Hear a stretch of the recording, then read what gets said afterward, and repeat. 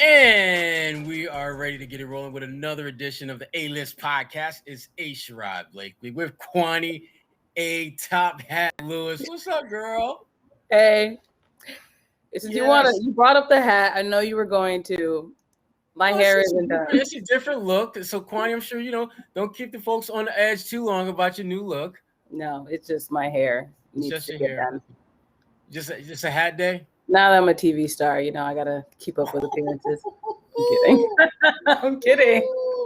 She is so not low-key kidding. That's like that humble brag, but not really. No, I'm not. I'm just joking. Goodness. These are jokes.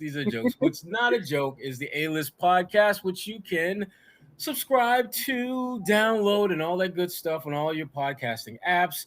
Don't forget the A-List podcast with A.Sherrod Blakely, Kwani, a Lunis. And Kwani, training camp is right around the corner, but if a really good player is supposedly out there, there's a pretty good chance that somehow the Celtics are rumored. There's going to be some kind of 6 degrees of separation connected there with the Boston Celtics. And so here we have, we're putting the Bradley Beal to Boston rumors on the shelf for a moment. And then we're just going to put on the table Zach Lavine. From the Chicago Bulls. And that's our good friend Gary Washburn reported that. And again, he's not saying that this is definitely going to happen. He's saying that when the Celtics are looking at some of the top players in the offseason, Zach Lavine is probably someone that they're going to look into potentially pursuing. And I've got some thoughts on this. I do. But I'm curious what your thoughts are.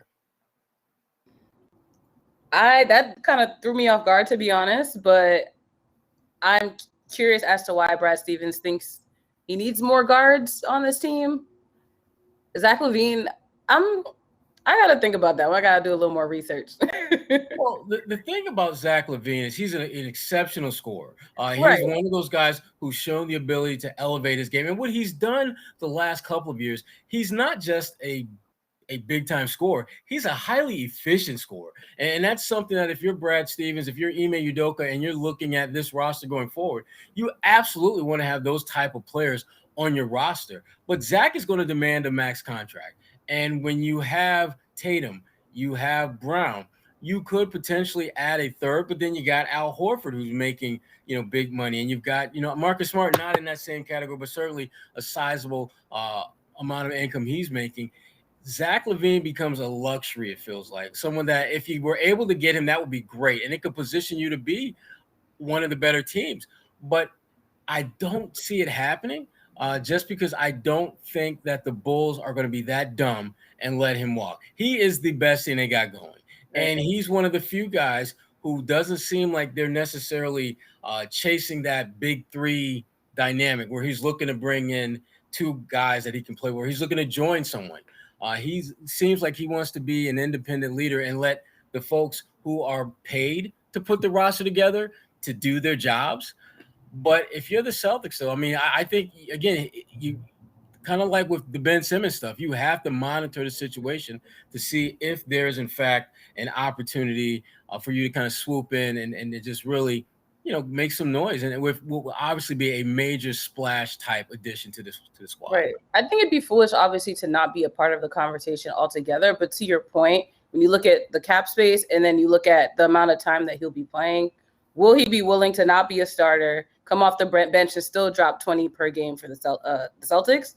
Or is he better off in Chicago or in another city where, like you said, he can be that independent scorer and kind of do his own thing versus now he's going to be not even third in line, like 4th or 5th when it comes to scoring for this team. Yeah.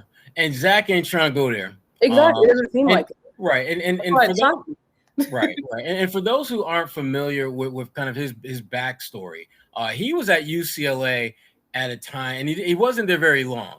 Mm-hmm. And he was playing as someone who was coming off the bench. And for those of us who follow his career going all the way back to UCLA, it didn't make a whole lot of sense because he has sick hops and athleticism. And you're watching him play and you're seeing his minutes limited.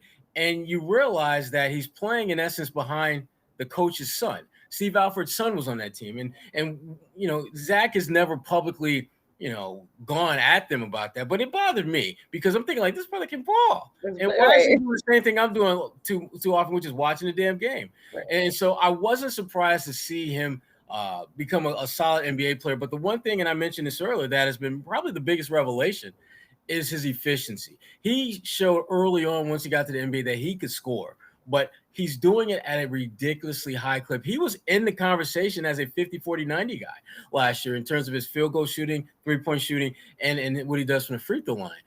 That's the type of guy that becomes a major problem for opponents because of his ability to, again, score in a multitude of ways. And one of my big concerns with him was his defense. I thought that was something that and I think back to Marcus Smart has told me this, and pretty much anyone who's an elite defender has mentioned this, that being a good defender is not a talent thing, it's an effort thing. You don't have to be someone who can just have savant-like instincts when it comes to things on the defensive side of the ball. It's simply wanting to be a good defender. And I thought for the first time since I've been watching Zach, when he was with the Olympic team, I thought he actually wanted to be a good defender. And I think part of that is the Popovich system relies heavily on your ability to guard your yard. Pops is not trying to put cats out there who can just get buckets. Those guys don't last long in Pop's system. You look at the guys that have thrived, they don't exactly go out there and get buckets. That's why I would love to see what a James Harden coached by Popovich for a full NBA season will look like, because Harden, that's what he does. He gets buckets. Fun to watch, yeah. But he has shown the ability to drop dimes as well, and he would obviously have to lean on that part of him more so. But the point is, Zach Lavine is at a point in his career where he's shown the potential to be a significant piece to a really, really good team. It's just a matter of, can Chicago put the pieces around him and make that happen, or will he have to find greener pastures elsewhere? And if you're the Celtics, you certainly want to keep your antennas raised for the possibility of swooping in, because, again, I don't see that happening in the offseason next year, but stranger things have happened. And so that's, if you're a Celtics fan, that's something certainly to keep your eyes open and ears, antennas up for. So, but speaking of Zach Lavine, speaking of Bradley Beal, there may come a situation where the Celtics might have potentially an opportunity for either one of those guys. You only got one spot. You can only take one of them. Who you got, Kwani? Oof. Wow. Okay, now I'm going to sound like a hypocrite for still being shocked that Zach Lavine was even being considered, but I would go with him because I'm still not sure exactly how that dynamic of Bradley Beal. Well, this is a tricky scenario because if the Celtics were to get Bradley Beal, that would mean that Jaylen Brown probably wouldn't be in the conversation anymore. So now I'm backtracking. Look at you. Looking like Coach Sanders in his prime, in that back pedal. Call me coach. Yes, Coach Sanders. Right. When it comes down to it, I think you always you want a Bradley Beal on your team. But I think with me, at least, I overthink it. Like, how are they going to work out? How's the chemistry going to be on this team? I think either way, if you get Bradley Beal in that Celtics locker room, you can't go wrong.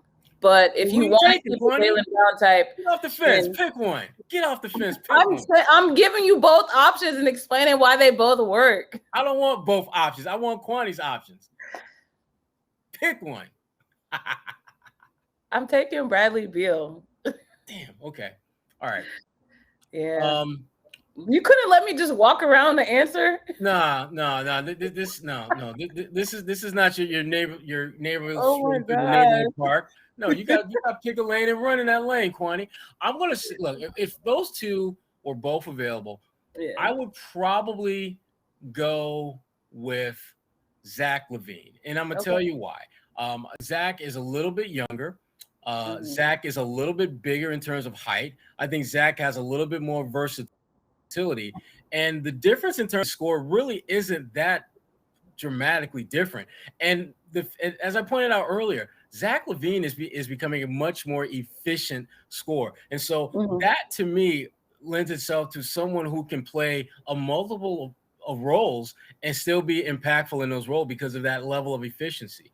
And again, the biggest knock I've had against Zach, and most people do, is his defense. And I thought when he was with the Olympic team, that was some of the best defense I've seen Zach Lavine play as a pro. And that gives me hope and confidence that if you put him in a situation where he's surrounded by top shelf, at least better talent than what we've seen him play with in Chicago, he can rise to the occasion, become an impact player, and put the Celtics in position to really compete at the highest of levels. And that's a big if he becomes available. I think, like I said, if Chicago's smart, and it's debatable about that question, you don't let a guy that good go. You don't let a guy that young, that talented, that impactful go, particularly when you know the market for him isn't going to be that. He's going to get the max contract wherever he goes. And so that you can't get into one of those back and forth trying to squeeze, trying to save a buck or two.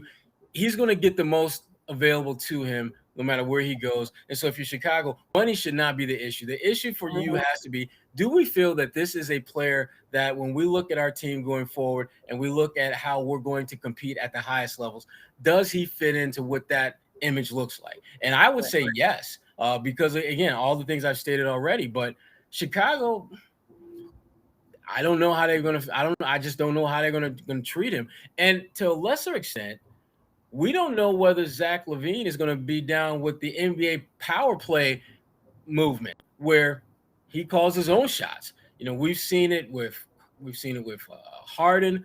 You know, we've seen it with lots of players recently where they've made the decision that they are going to put their thumb on a scale, on the trade market scale, to get to a certain destination. And so we don't know if he's going to be another player along that line of thinking, but my gut tells me he won't, that he will, you know, he'll just give Chicago every chance to keep him in the fold long term. And if they hint that they may not want to do that, then he'll get a wandering eye. Because to me, Zach Lavine, he's like that soon to be single supermodel. You may not like me, but I know because of who I am, somebody will. So if I want to boo you up and you like, I don't know, that's okay. Because I'm going to get booed up somewhere else. So Zach is going to be all right no matter what he does because he's that good a player. His track record has been a steady incremental increase in terms of his ability to impact games.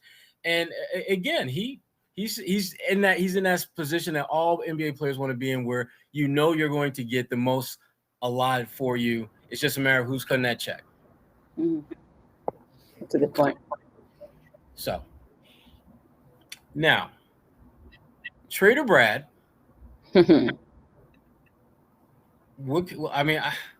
It seems every week we're talking about Brad in the trade, and this is one that was already done. This was one that basically it became official this week, and we're talking about Juan Hernangomez coming from Memphis for Chris Dunn, Carson Edwards, and swapping of second-round picks. Now, knowing all the particulars of the deal, I mean, is this a deal that you feel good about? Do you like this deal? Is it meh? I mean, what's your emotional attachment or detachment to this deal? I definitely don't have any attachment to the deal, but I felt bad for Chris Dunn, whose short-lived career in Boston. This is where he wanted to always be. Right, exactly. That's something that he had, I think, like, obviously being a local kid, had always wanted to be in this area. But I think Juan I can't even say his name quickly as I want to. But I think Gomez. I was trying to say his name quickly, but it didn't work the way that I planned. So, tried to roll the letters. Blame it on the head, Kwani. Just blame it on the head. Just blame it on the head.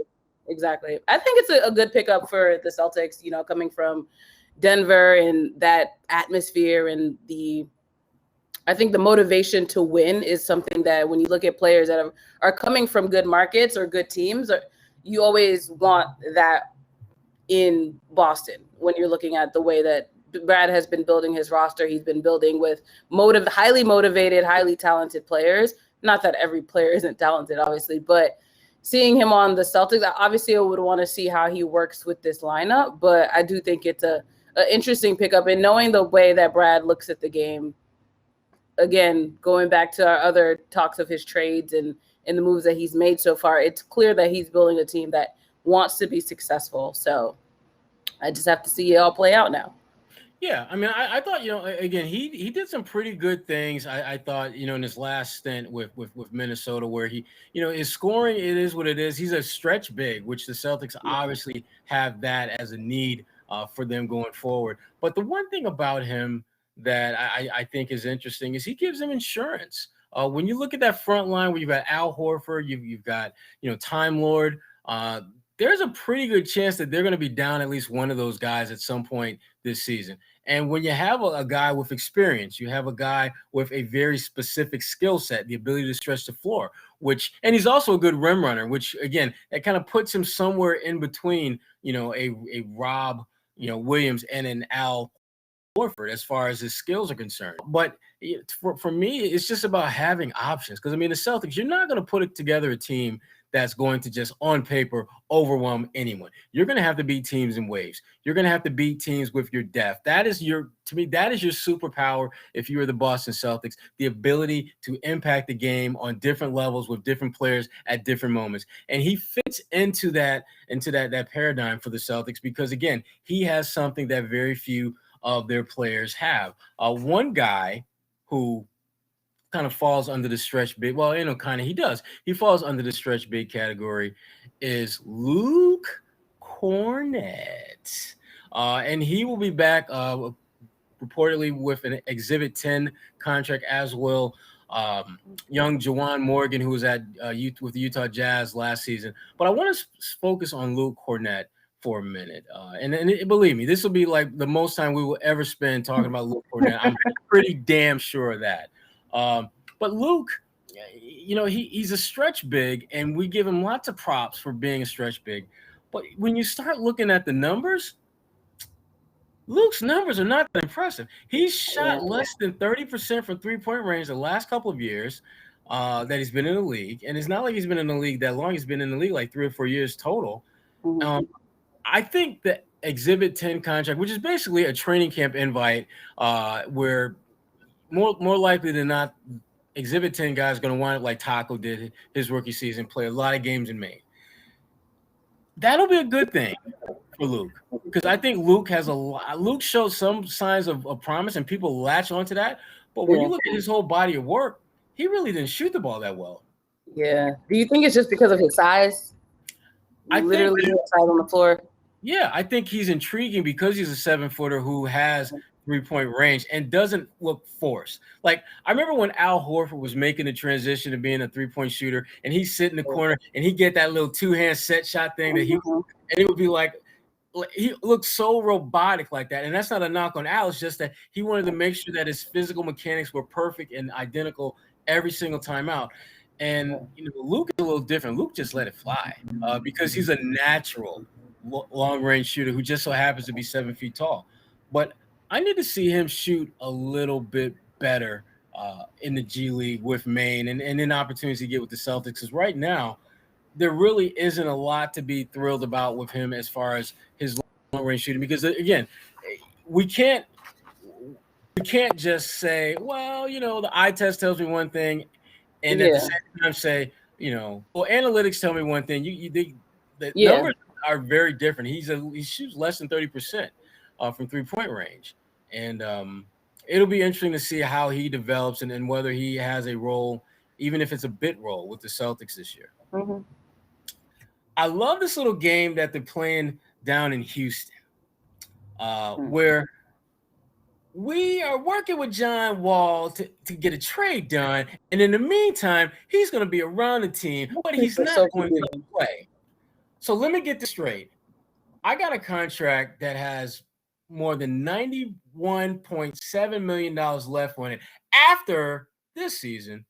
But for now, I get to chill, practice a little bit, and still get paid. Like, sign me up too. What a life. Here's the thing about the John Wall trade talk. There can't be a trade. I can't see any scenario realistically where a team is going to give up real assets to bring in John Wall. And listen, John Wall is a very, very good player. Very good player when he's healthy. And hit you with some numbers. And this is how just my own real cookies on the bottom of the shelf data and analytics of John Wall's situation. Last 4 years, one season he did not play at all due to an injury. The other 3, he played 32 games, 41 games, and 40 games. You are not putting major collateral on the table to bring in a guy with that track record. You're just not going to do it. I think ultimately what's going to wind up happening is they're going to say, look, John, we're trying to trade you, but nobody wants you at that price tag. We're going to have to do a buyout. You're going to have to leave some money on the table. And I know John, like most of us, he ain't trying to leave no cookie crumbs on the table when he put that, you see that big loaf? He ain't trying to leave no crumbs. He's trying to get the whole damn loaf if he's walking out the door. I don't think he's going to have a choice. I think, and you know, the difference between him and Chris Paul, because some people will draw and say, well, Chris Paul was able to be traded. Why couldn't John Wall? Here's the difference. Chris Paul has a track record before he got to Phoenix of being a leader. He had a track record before he got to Phoenix to being someone who made his teammates better. You look at Chris Paul's record. I mean, I think 4 out of the 5 teams that he played for had averaged at least 8 more wins with him than they did the year before he arrived. John Wall doesn't have that kind of track record. When people think about John Wall, they think about the Dougie. They think about his dance. That's what they think about with John Wall. 5 All-Star appearances, that's nice. Yeah. The Dougie, that's nice. But what do you bring into the table? And specifically, what I'm going to have to bring to the table to get you in my kitchen. I mean, 2 years, $91.7 million left after this year. That's a significantly high amount of money. That was good. Good catch. I was thinking about a certain load.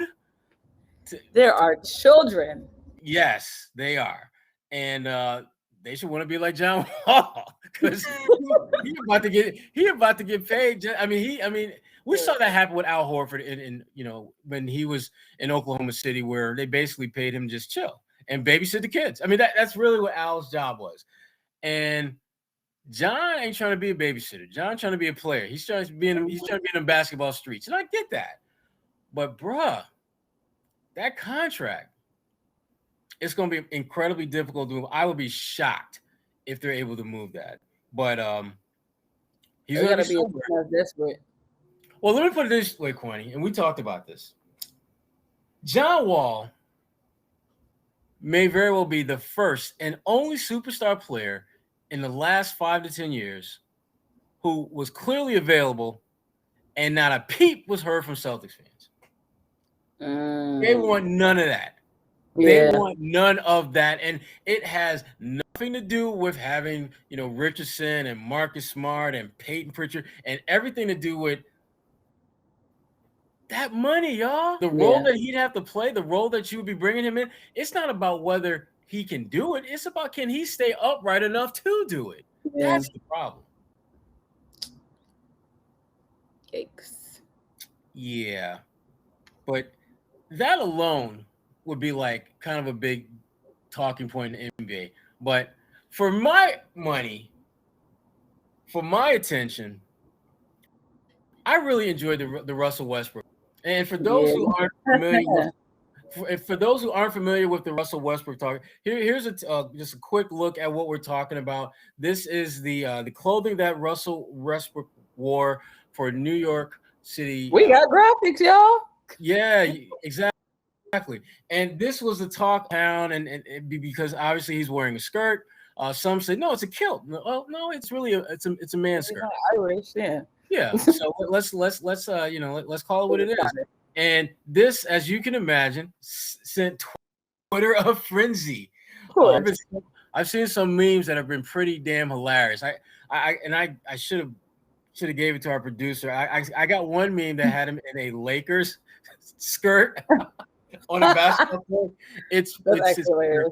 That one is out there somewhere in the Twitter sphere. But I mean, I've got 1,000,001 thoughts on this, but I'm just curious what your thoughts are on Russell and his once again stand out-ish attire. Yes.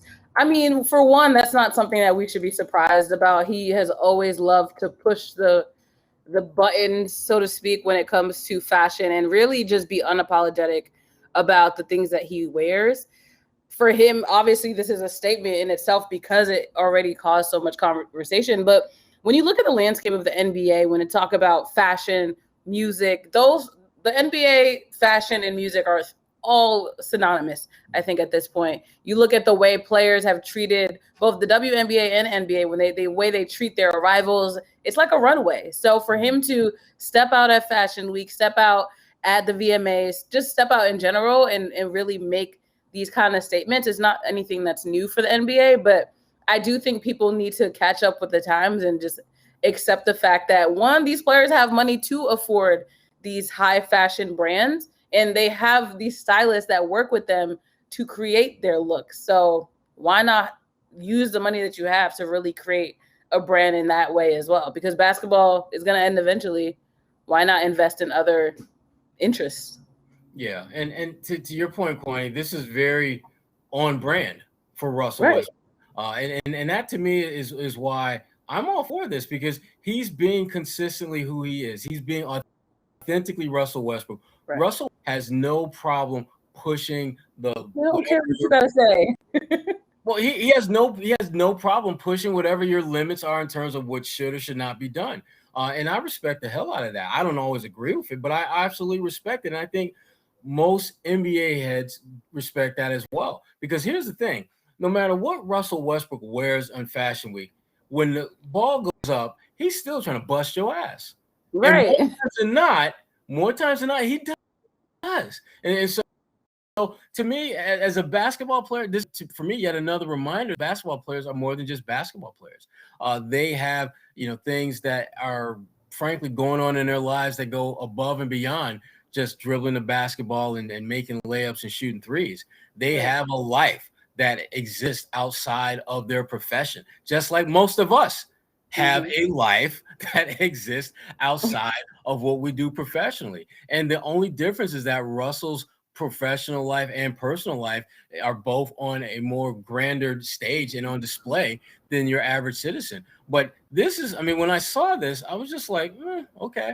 And it did, like, let's just listen up a little bit. If, let's say, this were Jason Tatum instead of Russell Westbrook, that would have raised some eyebrows for me, because that's a very bold statement that Russell is making from a fashion standpoint, and that's not really Tatum doesn't really make bold demonstrative fashion statements. That's not what he does. It has nothing to do with the skirt and everything to do with how that individual carries themselves and how that they perpetuate their brand in any way, shape, or form. But for Russell, this is very on par with what he does, who he is, and what he's about. And I find it interesting that there's some Lakers fans who can have a little pushback on that. They always have something to say with that. And I guess that, to me, again, that's part of the Russell Westbrook brand. He's comfortable with being uncomfortable. And more specifically, he enjoys and finds comfort in making others uncomfortable. And I love that about Russell Westbrook.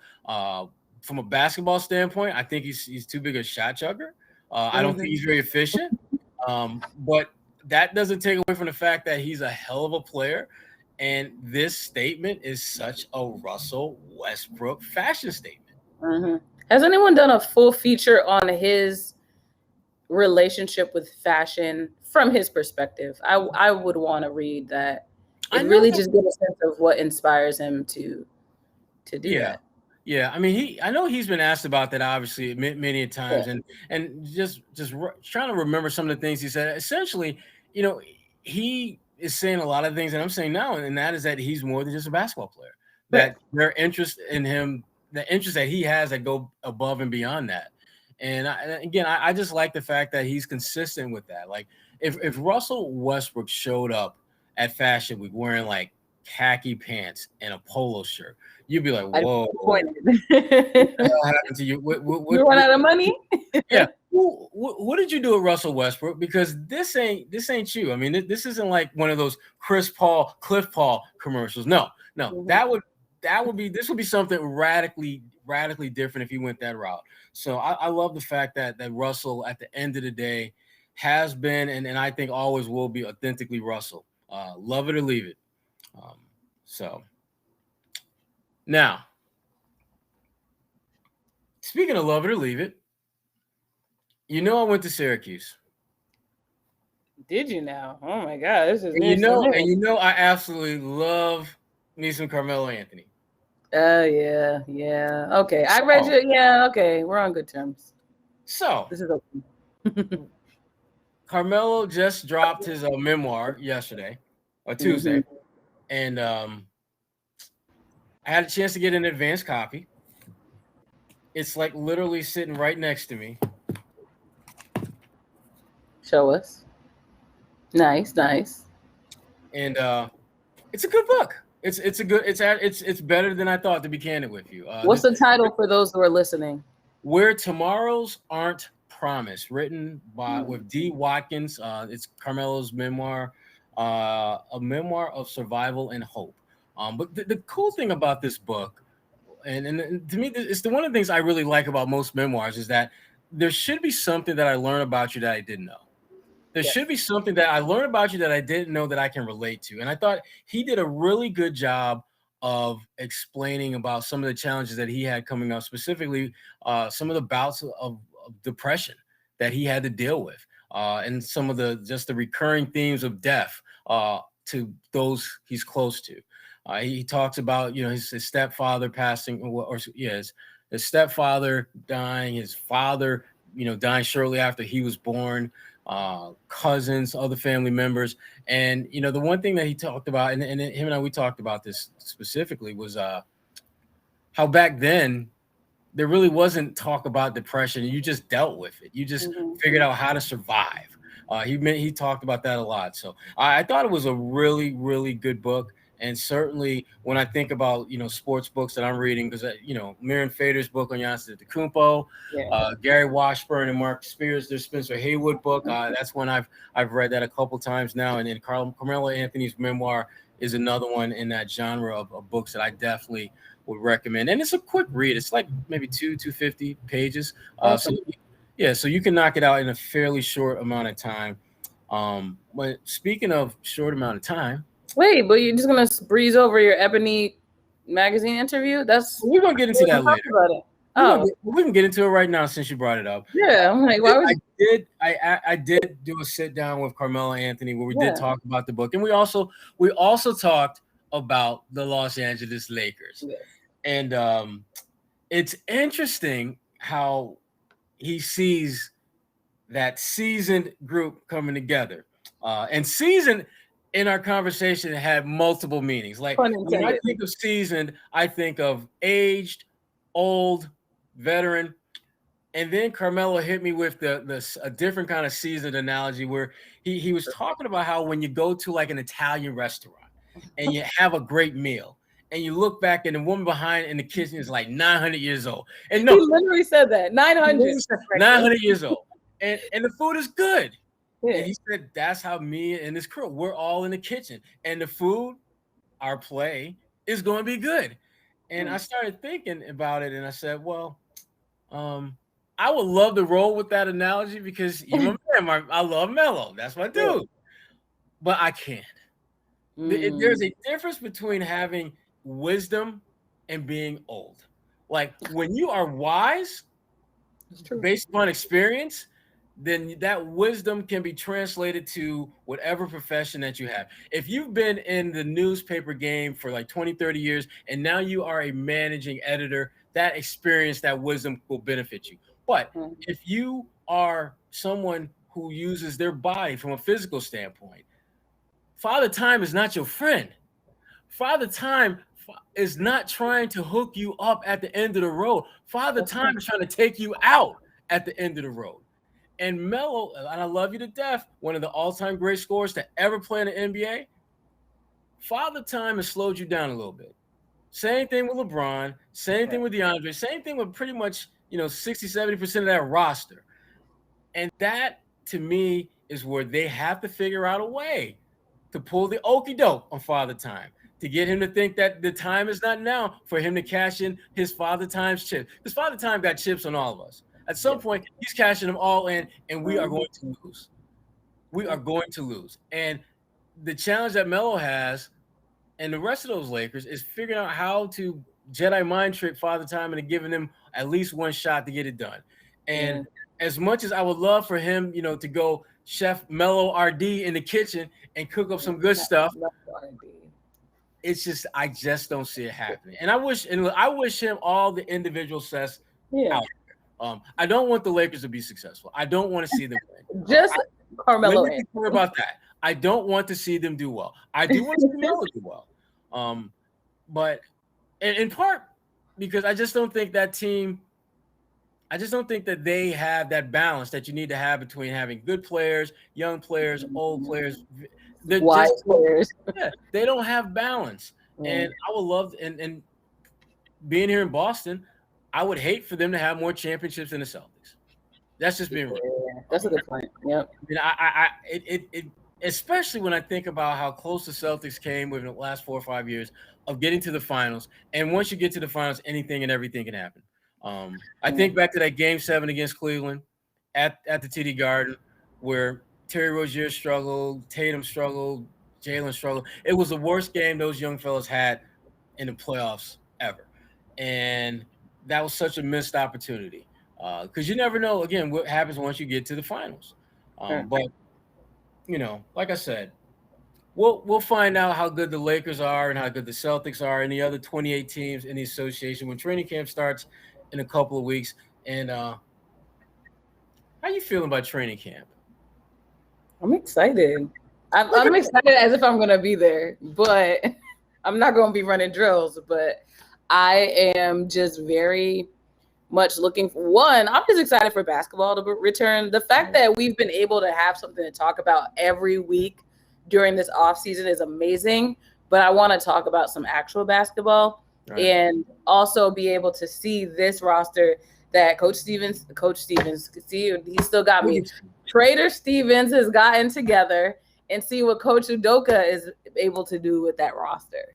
I say this every year, but I'm always of the mindset of like, when a new season starts, we talk about potential a lot, but it's exciting to get to that point where you can actually see all of the things you talked about in the off season, whether or not they come into play. Yeah, I'm excited just to see the new guys. I'm always excited about the new guys because and the Celtics, for a lot of us, like when we see Peyton Pritchard, for a lot of media, it may be like the first time you've actually seen Peyton Pritchard in person. Yeah. And he's been a guy that we've talked a lot about, but not many of us have seen him. And I was fortunate to be around him a little bit in Vegas before, while the Celtics were out there. Mm-hmm. But I'm curious to see the new guys, and I'm really curious to see jacked up Tatum.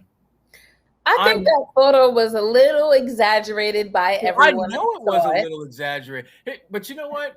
Here's the thing. Oh, the Kwani eye roll. I ain't seen that in a while. I know, but it's just like the way people reacted. I was just like, are y'all really serious right now? Here's the thing. And for those of us who have at some point worked out, okay, you can absolutely get to a point in your workout where you're looking jacked up. Because you're, again, everything is relative to the camera angle. And Tatum, much props to Tatum and his photos, his social media. Hit those angles for him, yeah.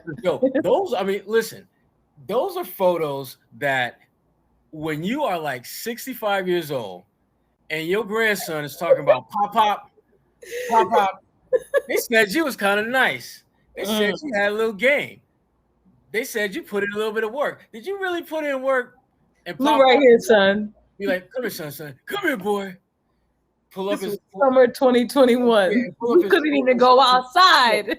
Pull up his iPhone 64. 64. It might be at like 1,000. Exactly. And it'd be like, look at this. You see them guns? You see them guns, son? That's what I'm talking about. Armed and dangerous. Yes. And then little boy be like, Dad, Pop, I didn't know you had it like that. Damn. Exactly. Those are priceless photos that Tatum should absolutely hold on to for the rest of his life. Because whenever anybody say, I don't really know how thick Tatum was, bam, check it out, check it out, check it He needs out. the before and after too. He needs his rookie year and then that photo next to each other because he was skinny. Yeah, I was a little nervous for him when I first met him. Same. I was like, they're gonna break this kid. Because the first time I met Tatum was right after they drafted him, and he did the community service thing. I can't remember where it was. And him and I went off to like an area, and we were just kind of talking one-on-one. And I'm looking at him, and I'm thinking like, bruh, I'm glad we inside, because if we were outside and the breeze came through kind of potent, stop, you might not be standing where you at. He was standing as can be. But the thing that I love about Tatum, though, and I told him this one time, I don't think he probably doesn't remember, but I told him that he reminds me, from a physical standpoint, of Tayshaun Prince. And the thing about Tayshaun Prince was ridiculously skinny, but was strong, had that wiry strength. And Tatum, I think, is along those same lines. But the difference is that Tatum is bulking up to have not just wiry strength, but grown ass man strength. Yeah. Whereas, Tayshaun, he's good. He was good. And Tayshaun, he's been retired for like almost a long time. And he looks pretty much the way he did when he came to the league back in 2001 or 2, whatever. Tatum ain't gonna be that though. Tatum is bulking up for the long haul. He's only 23. I know. He's still exactly. He's still young pup. Got to pay that extra whenever he gets a rental car. I remember that a couple years ago. But I'm looking forward to seeing Tatum. I'm looking forward to seeing Jalen, see what he can do and what he can't do. And really, I want to get the games going because I want to see Udoka in action. I want to see the way he mixes the lineups. I want to see him in those, ATO after timeout situations to see what he's drawing up. I want to see him, come up with ways that put his indelible imprint on this team. I don't want us to be looking at him and thinking like, damn, that looks a lot like what Brad would do. I don't want to see that. That defeats the whole purpose of having a new coach. If you're going to do the same thing the old coach did, what's the point? So I'm looking. There's so much to be excited about, and the fact that we only got a couple more weeks before we get it going again. Oh, it just patience is a virtue. That's what I'm talking about. So, Kwani. Yes. Let's see, the mayoral stuff is starting to kind of wind down a little bit now. It's shifting a little bit. So the primaries are over. Kim Janey is not going to be considered. She was the acting mayor. So right now, if you're in Boston, Anissa Sabi George and Michelle Wu are your finalists for the 2021 mayoral. I tried to make that sound like basketball, but it did not work. But those are the final 2 mayoral candidates. But they kept saying we're going to the finals, and I was like, that's not what that means in my head. But no, I digress. They're going to the final ballot. If you live in Boston, do your research, dig into the candidates, see who aligns with your platforms, and go vote. Yeah, absolutely. Yeah. Well, as Kwani, we kind of touched on. I did a one-on-one Q&A with Carmelo Anthony. We talked about his book and also the Lakers. Like I said, I wish him to have a good season. I hope the Lakers don't. Just real. However that works. Also, spent some time talking with Donovan Mitchell about some of the things that he's been involved with. One thing in particular that he has been actively engaged in is helping out teachers. His mother is a teacher, and one of the things he did. Yeah, exactly. I didn't know that. That's crazy. It is crazy. It is very crazy. Shout out to all the teachers. My dad teaches kindergarten as well, and I don't know how they did it during the pandemic. On Zoom, talking to these little kids. Right. And Donovan, him and I, we talked a little bit about that, about just watching his mom teaching these kids on Zoom, and he's just like, what?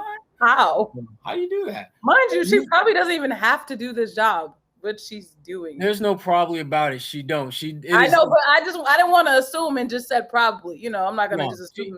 She's doing it. She's teaching because she genuinely loves to teach. Wow. She's definitely not doing this for no damn paycheck. Right. We know that. But Donovan, he teamed up with Clorox, and they basically put together $1 million to give to teachers to help them fill out their classrooms for this upcoming school year, which is a great thing because Wait, where do I sign my dad up? The link is in the story. Oh, I didn't see it. I'm gonna go back. But he, the cool thing is, and again, this is just, he's a good guy. It's hard to find people who are hating on Donovan. You could tell he's a good guy. Yeah. And it's funny because we talked about basketball, obviously, and just Utah season didn't end quite how they thought it would. And he said all the right things to the Lakers. They made some changes. They got a good team, and he said, but we got a good team too. We've added some players, and we plan to just keep getting better. And he talked about parts of his game that he wants to work on and enhance to get better at. And it was a good time. He's a good dude. So I always enjoy having those type of conversations with NBA players to just have conversations about something other than just your ability to knock down 3-point shots. Right. I mean, there's more than that. So that was a good time. That was a really good time. For A.Sherrod Blakely, I'm Kwani A. Lunis. Thank you for listening and subscribing and giving 5 stars to the A-List podcast. We'll be back here next week.